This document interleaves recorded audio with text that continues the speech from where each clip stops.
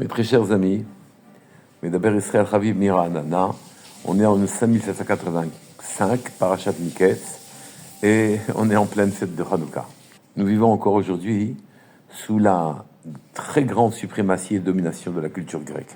Elle est dans nos modes de réflexion, dans notre culture, dans nos philosophies, dans nos modes de vie, dans nos aspirations. Nous nous sommes débarrassés de la suprématie militaire des Grecs, mais pas de leur culture. Et cette culture vient nous obscurcir l'esprit. Quand le Chumash dit « Vechosher al pnei tehom » au moment des Yemei Bereshit, il parle de Chosher, obscurité, à propos des Grecs. Eux nous traitent d'obscurantistes, mais nous savons qu'eux ont emmené l'obscurité dans le monde. Et je voudrais justement en parler de manière à ce que cette année, Bezrat Hashem, avec l'aide d'Hachem, on puisse se débarrasser de l'extraordinaire influence que les Grecs ont eue dans notre vie.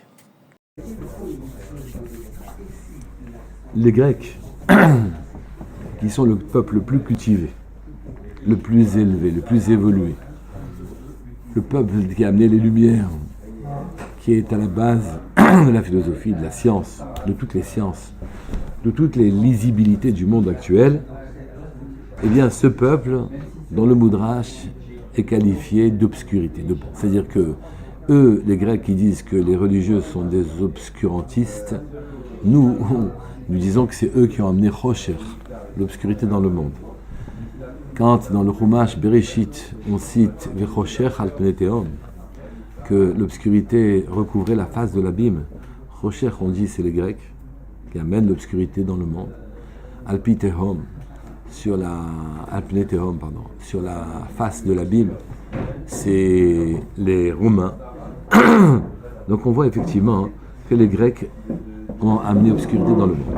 Mais les Grecs sont venus nous civiliser, à nous, les gens qui croyons en Dieu. Ils ont voulu nous offrir leur credo qui était très séduisant, qui présentait beaucoup d'avantages, qui était aussi très efficace.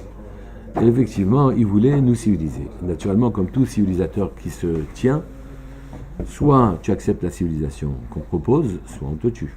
Mais on t'offre des avantages, on te donne des bourses, des universités, on te donne des gymnases. Tu rentres dans la culture grecque, tu es porté au pinacle, tu refuses la culture grecque, naturellement on te tue. Alors, les Grecs ont interdit naturellement d'étudier la Torah, parce que finalement ça obscurcissait l'esprit, ça leur enlevait la liberté de penser. Ils ont demandé qu'on arrête la Mila, parce que ça diminuait les plaisirs du corps. Le corps lui-même, il avait de l'akdoucha, on veut enlever l'akdoucha du corps. Comme il y avait de l'akdoucha dans l'esprit, en étudiant la Torah, alors on voulait l'enlever aussi. Et enfin, ils ont interdit de faire Rosh Chodesh, c'est-à-dire notre temps, nos loisirs doivent être employés à ce que les Grecs veulent, et notre temps ne doit pas être programmé selon la Torah, mais notre temps doit être programmé selon le loisir. Et les Grecs, effectivement, les Grecs voulaient qu'on soit cultivé. Les Chachamim ont exprimé tout ça retrouvé toutes ces idées-là dans un résumé saisissant, oui, qui est ce qu'on ramène Chazal, oui, chez Haïta Omeret Lahem. Il y avait une Xéra qui disait à propos d'Israël, Kitvu Lachem al Keren Hashor, qui écrivait pour vous al Keren Hashor sur la corne des taureaux, chez Ein Lachem Chelek Be'Elokei Israël, vous n'avez plus de part dans le Dieu d'Israël. Et donc tout ceci, d'après les Chachamim, se résume à cette Xéra, écrivez pour vous sur la corne du taureau, que vous n'avez pas de part dans le Dieu d'Israël. Alors naturellement, on ne comprend pas très bien. Oui. Le Maharal intervient et ramène cette chose-là. Et il l'explique en disant que d'écrire sur la corne des taureaux, ça rappellerait en quelque sorte le veau d'or. Les Grecs sont en train de dire, vous avez peut-être oublié, mais c'est vous qui avez initié le veau d'or. Vous étiez au Sinaï, et dès que Moshe Rabbeinu est monté, il n'est pas redescendu, vous avez fait l'idolâtrie. Et on est en train de nous rappeler qu'on est comme tout le monde, on est comme les autres peuples, on fait de l'idolâtrie. Les Grecs ont oublié, comme beaucoup d'ailleurs après eux, ont oublié qu'on est le peuple élu. et qu'à ce titre-là, ce n'est pas parce qu'on a fait, on ne doit pas faire de faute naturellement, mais l'alliance que nous avons avec Akadosh Baruch Hu est indestructible. Elle est définitive. Et d'ailleurs, ça peut parfois apporter de graves désagréments, parce que quand on a une alliance qu'on ne peut pas dénouer, alors à ce moment-là, les deux étant liés jusqu'à la fin des temps, Akadosh Baruch Hu est lié à son peuple jusqu'à la fin des temps, il est obligé parfois de le remettre en équation, de couper les mauvaises branches, et donc on souffre aussi par le seul fait qu'on ne puisse pas dénouer, Baruch Hashem, qu'on ne puisse pas dénouer cette alliance-là. Mais l'avantage en tout cas, c'est que de toute façon, quoi qu'il arrive, le clan d'Israël, c'est lui qui reste le peuple élu. Donc les Grecs ont oublié ça, c'était pas la peine de nous rappeler nos fautes, parce que de toute façon, on reste et restera le peuple élu. Cependant, les Juifs ne sont pas des imbéciles. Qu'est-ce que c'est cette histoire de Hegel à Zahav, de veau d'or que les Juifs ont fait, et puis pourquoi ils ont fait le veau d'or juste sur un taureau, enfin sur le fils du taureau, sur le veau, oui. À quoi ça rime? Les gens ne sont pas des imbéciles, d'accord? Dans le Ramban, c'est écrit à propos du Passouk, dans Shmot, la Lamed Bet Aleph, c'est marqué Amar lo Akadosh Baruch Hu Moshe, Akadosh Baruch Hu a dit à Moshe, Va'ani ro'eh ha'ech mitbonenim bi. Moi, je vois la profondeur de leur âme. Je sais comment ils me regardent. Et, dit le Rambam, Veshomtim echad mitetra moulin shel sheli. Ils ont abandonné un des 4 moteurs qui tirent le char céleste. Oui. Parce que, à propos des 4 forces qui amènent la présence divine sur terre et qui tirent donc le char céleste pour le faire vivre dans notre monde à nous, c'est marqué Pnei Hashor Mehasmol. Une des forces qui tire le char céleste, oui, Pnei Hashor Mehasmol, la face du taureau, elle est à gauche. Vous savez que dans les tfilotes de Rosh Hashanah, c'est marqué Oz Biatra ou Gvura Beimincha. Oz Biatra, la force est dans ta main, ou Gvura Beimincha, et la puissance est dans ta droite. Donc la force est dans la gauche. Oui. Et on demande à quoi ça fait allusion, et on répond, ça fait allusion aux lois de la nature.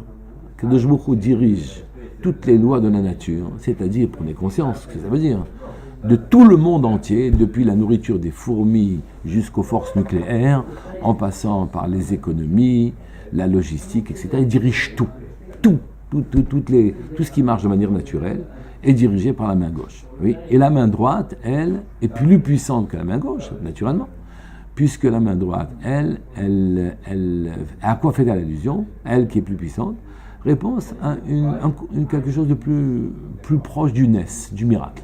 Donc là, quand il le souhaite, il a beau avoir lui-même créé les chokim, les lois naturelles, quand il veut, il y fait exception.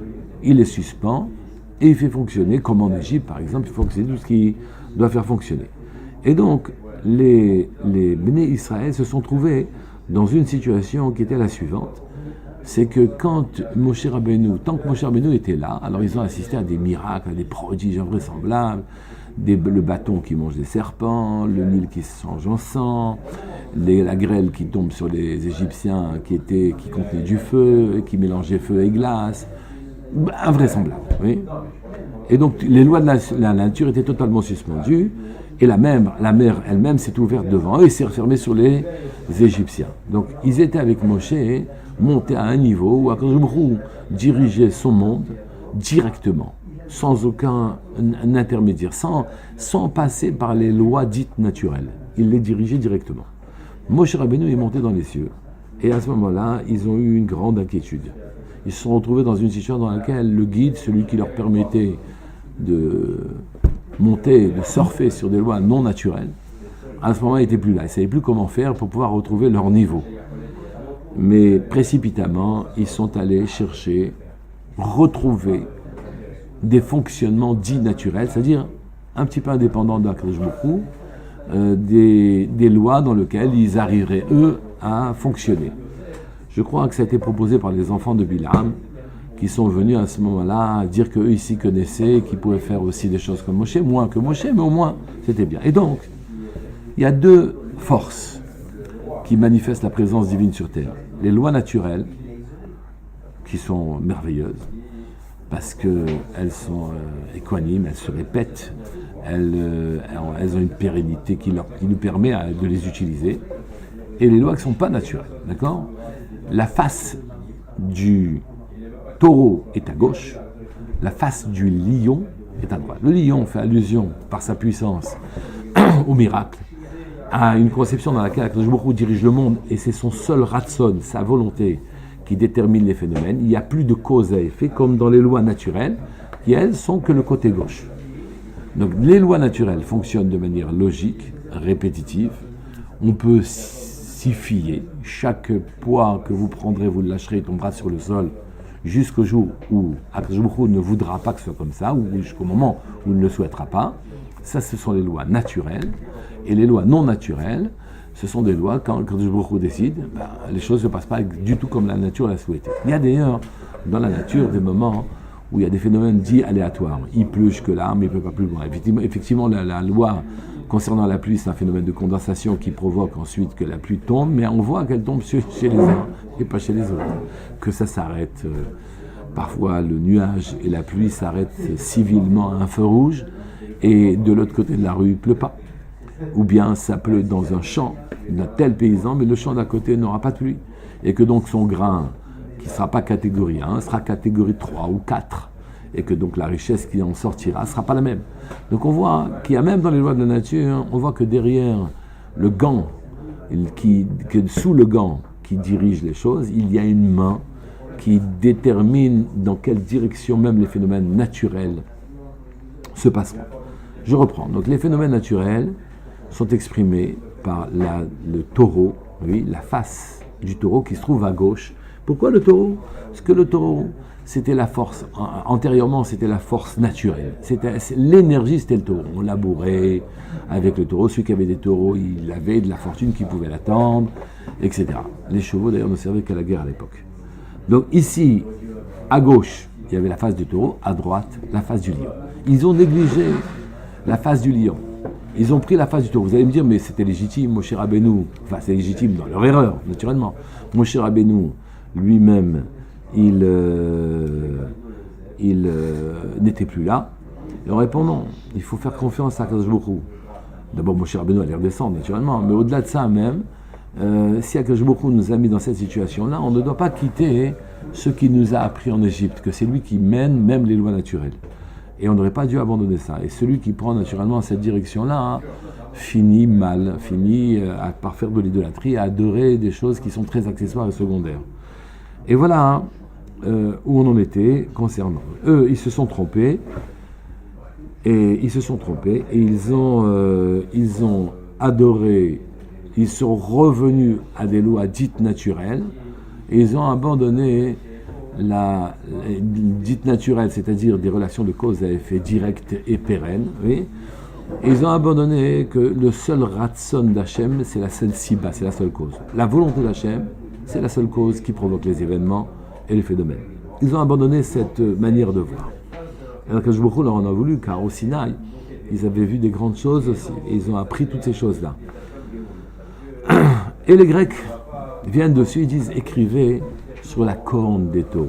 Oui, écrivez sur la corne des taureaux. La corne, c'est l'endroit le plus aigu, c'est l'arme du taureau lui-même. C'est là où sa force s'exprime. Écrivez sur la corne du taureau, et lachem, vous n'avez pas de part dans le Dieu d'Israël. Et les Grecs disent, écoutez, la nature, c'est elle Dieu, d'une certaine manière, chas v'shalom. C'est elle qui dirige. Regardez autour de vous, c'est comme ça que fonctionnent les choses.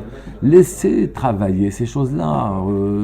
Abandonnez vos rêveries de peuple élu, abandonnez vos rêveries de miracles. Ces miracles, c'est fini, c'est plus pour vous. C'est fini.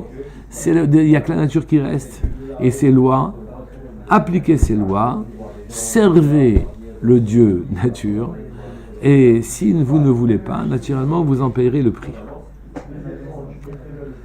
Ils leur ont dit d'écrire sur la corne des taureaux, Shein lachem chelek belok Israël. Ça veut dire Ein lachem chelek, vous n'avez pas de part. Ici, on dit que nous sommes, le peuple d'Israël est une part d'Hachem lui-même. Une part, ça veut dire que nous sommes associés. Une part, c'est le tout d'un ensemble. Nous sommes ensemble avec Hachem. Nous faisons partie d'un même ensemble.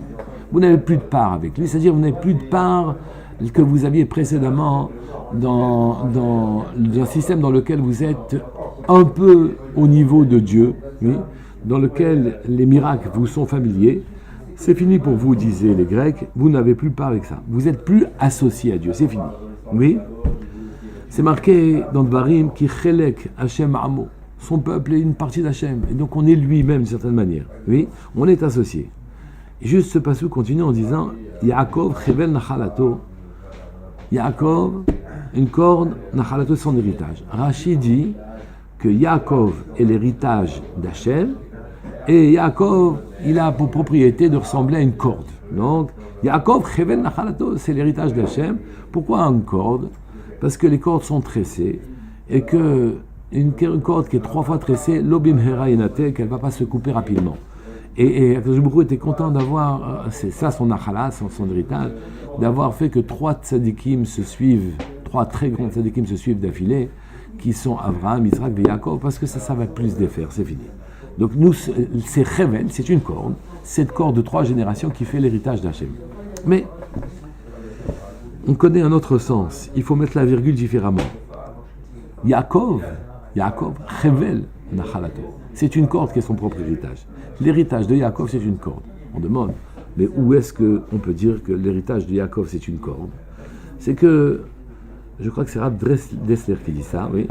La corde a une propriété. C'est que celui qui tient un bout, s'il l'agite, oui, à l'autre bout, vous verrez s'imprimer le mouvement qui a été. Vous pouvez regarder la réaction du mouvement qui s'était imprimé, qu'on avait imprimé à la corde au début. Et donc la corde provoque qu'il y a un lien entre les deux extrémités, relie ceux qui tiennent les deux extrémités. En bas, le peuple d'Israël a la corde, le bout de la corde. En haut, Akadosh Baruch Hu a le bout de la corde. Et tous les actes d'Israël se répercutent dans les cieux, et ensuite Akadosh Baruch Hu répond directement à ce qui se passe sur terre. C'est ça. Vous n'avez plus Chelek Bekol Israël. La corde entre vous est coupée. On est tout à fait conscient que les Bnei Israël invoquaient directement Akadosh Baruch Hu et Akadosh Baruch Hu leur répondait. Ils avaient un lien direct. Et que par leurs actions, les Bnei Israël associent Dieu à tout ce qu'ils font. Associent Dieu à tout ce qu'ils font. C'est-à-dire que le monde en vérité est relié aux actions d'Israël. Si les Juifs font bien, alors le monde va bien.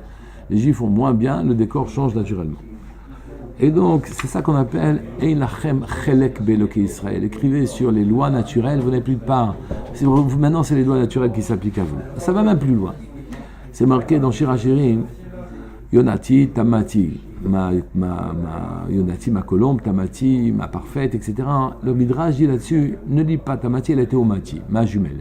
Et donc on voit que l'association entre Akadosh Baruch Hu et les Bnei Israël est une association encore plus étonnante que celle qu'on croit. L'association fait que nous sommes quasiment Théomati, jumeaux. Jumeaux, on ne comprend pas comment nous sommes les jumeaux d'Akadosh Baruch Hu, mais jumeaux presque des égaux. Mais on se dit, mais c'est pas possible, c'est Akadosh Baruch Hu qui donne tout. Et nous on reçoit, on dit non.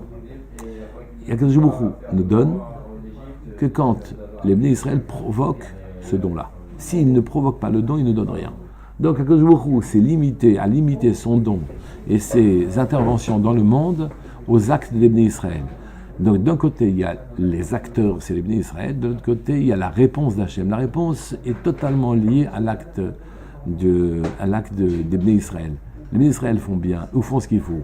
Akadosh Baruch Hu envoie une réponse, la réponse qu'ils méritent, et malheureusement inversement. Donc nous sommes quasiment associés. C'est ce qui est exprimé dans Shir HaShirim par les mots les sousati bechirve paro dimiti chaayati. À la jument qui tire le char de Paro, je t'ai comparé mon ami, oui. C'est le compliment que nous avons reçu, nous ressemblant à la jument de Paro. Compliment qu'il faut éviter de faire à sa femme, naturellement. Oui, mais pourtant, c'est un grand compliment. Quelle est la teneur de ce compliment? C'est que la jument de Paro, alors que Paro voyait les eaux tumultueuses se refermer sur lui, il tirait en arrière la jument, il faisait revenir en arrière la jument. Eh bien, là où on en était et que la jument revenait en arrière, oui, que Paro lui demandait de revenir en arrière, elle voulait rester tout droite. Elle continuait et elle emmenait Paro là où il ne voulait pas aller. Eh bien, nous emmenons aussi Akadosh Baruch Hu là où il ne veut pas aller. Et on peut l'emmener, c'est nous qui décidons où on va aller. Bien sûr que notre décision passe par des limites, oui, passe par des équations que seul Akadosh Baruch Hu veut, puisque tout finira par Mashiach. Mais nous dirigeons Akadosh Baruch Hu comme sa jument a dirigé par haut, pour l'emmener là où il ne voulait pas aller. Et c'est ce rapport-là que les Grecs voulaient remettre en cause et considérer que nous ne sommes plus du tout associés à Akadosh Baruch Hu, en ce qui concerne Akadosh Baruch Hu, et nous n'avons plus rien à voir avec lui, nous devons tout à la science et à la nature. C'est la raison pour laquelle, d'ailleurs, les Grecs divinisent la nature, c'est pour ça que leur corps, ils vont le développer, ils vont chercher l'esthétisme de la chose matérielle, ils vont développer tout ce qui est valeur corporelle, science, philosophie, etc. Il y a une espèce de jalousie qui fait que la position prééminente que nous avions du temps où on est sorti d'Égypte et qu'on est monté au Sinaï, ils l'ambitionnent aussi. Implicitement, dans le fond de leur attitude, ils veulent couper Israël dans son lien, du lien qu'il a avec Akadosh Baruch Hu, ils veulent le sortir de là. Et eux, en quelque sorte, prendre leur place, mais de manière différente. De manière différente comment ? C'est que pour nous, notre situation vis-à-vis d'Akadosh Baruch Hu dépend de la manière dont on se travaille nos midot, travaille notre caractère, qu'on affine nos qualités, qu'on devienne des gens élevés, etc. Eux, les Grecs, n'ont pas besoin de ça, ils veulent pas ça. Ils veulent la même chose, mais sans effort. Sans effort. Ils veulent pas d'efforts profonds, spirituels. Des efforts physiques, ok, mais des efforts qui impliquent la remise en cause de leur caractère, ça ne les intéresse pas. Ils voudraient substituer le système que Dieu veut mettre sur terre. Oui, que nos qualités, l'affinement de notre caractère, par les mitzvot et par notre comportement adéquat, c'est ça qui provoque sa réponse pour nous amener à Mashiach. Ils veulent couper